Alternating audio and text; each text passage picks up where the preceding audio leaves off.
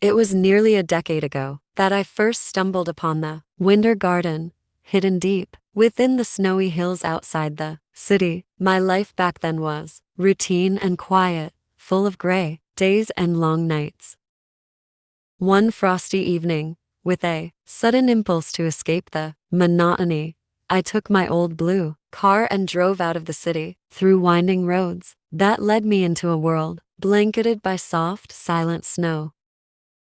The air was crisp, the sky inky dark, and I felt a strange sense of freedom.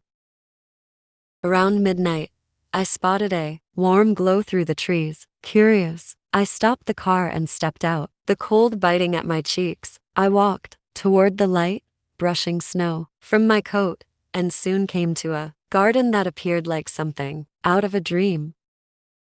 The trees were adorned with silver bells and tiny lights, and the paths shimmered under the moon. In the center stood a small gazebo, draped in ivy and garlands of holly.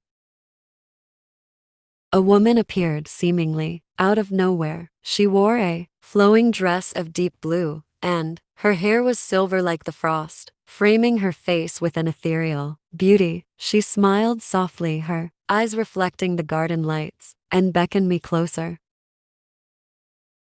"Welcome to Winter's Garden," she said in a voice as soft as snowflakes. "It's a place for those seeking refuge from the world."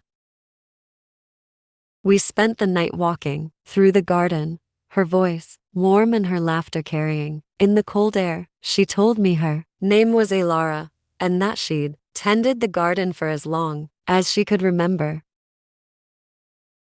I was captivated, lost in a sense of timelessness, as if the night would never end. But just before dawn, Elara's expression grew solemn.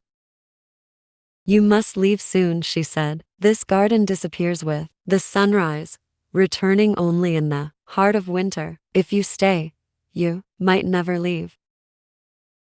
I didn't want to go. I was drawn to her, to the magic of the garden, but I felt an unspoken understanding. As she guided me back to the road, I turned to thank her, but she was gone, and so was the garden. In its place, there were only bare trees and the faint memory of bells.